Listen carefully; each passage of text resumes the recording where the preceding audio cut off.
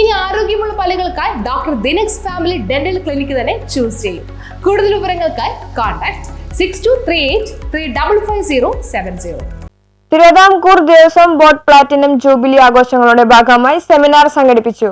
ഭഗവത്ഗീതയെ മതഗ്രന്ഥമായി കാണേണ്ടതില്ലെന്നും സമത്വമാണ് ഭഗവത്ഗീതയുടെ പ്രധാന മുദ്രാവാക്യമെന്നും സാഹിത്യകാരൻ C Radhakrishnan. Karl marks പറഞ്ഞതും സമത്വത്തെക്കുറിച്ചാണ്. എത്ര പഠിച്ചാലും തീരാത്ത ഭഗവത്ഗീതയെ ലോക വ്യവസ്ഥിതി വെച്ചാണ് വ്യാഖ്യാനിക്കേണ്ടതെന്നും അദ്ദേഹം പറഞ്ഞു. Thiruvithamkoor Devaswom board platinum jubilee ആഘോഷങ്ങളുടെ ഭാഗമായി തുടങ്ങുന്ന ഭഗവത്ഗീത വിദ്യാലയവും ഭഗവത്ഗീത യുദ്ധ നിരാസത്തിന്റെ നിത്യസ്മാരകം സെമിനാറും ഉദ്ഘാടനം ചെയ്ത് സംസാരിക്കുകയായിരുന്നു സി രാധാകൃഷ്ണൻ. ഈ ദേവസ്വം ബോർഡ് എന്നുള്ളത് മാറ്റിയിട്ട് ദേവസ്വം ഭരണസമിതി എന്നോ വെറുതെ ദേവസ്വം സമിതി എന്നോ ഒക്കെയാൽ നന്നായിരിക്കില്ലേ? ഈ ബോർഡ് എന്ന് പറയുമ്പോൾ അതിനൊരു ജീവനില്ല. ഒന്നാമത് സ്കൂൾ പഠിക്കുന്ന കാലത്ത് ഈ ബ്ലാക്ക് ബോർഡ് അതിൻ്റെ അടുത്തേക്ക് മാഷ് പോകുമ്പോൾ നമുക്ക് പേടിയാണ്. മാഷൊരു ചോദ്യം ആ ബ്ലാക്ക് ബോർഡിൽ എഴുതും. എന്നിട്ട് ഇങ്ങനെ ചോദിക്കും,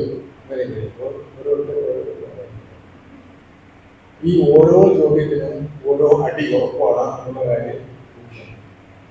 ഈ ബോർഡ് എന്ന് പറയുമ്പോൾ ഈ കാര്യമാണ് മനസ്സിലായത്. ബോർഡ് എന്ന് ഇംഗ്ലീഷ് വാക്കിനോട് എനിക്ക് വിരോധമൊന്നുമില്ല. പക്ഷെ ഒന്നുകിൽ ഈ ദേവസ്വം ബോർഡ് എന്നുള്ളത് അനുപ്രമാണം മാറ്റിയിട്ട് ദേവസ്വത്തിന് കൂടി ഒരു ഇംഗ്ലീഷ് വാക്ക് കണ്ടുപിടിച്ചാൽ.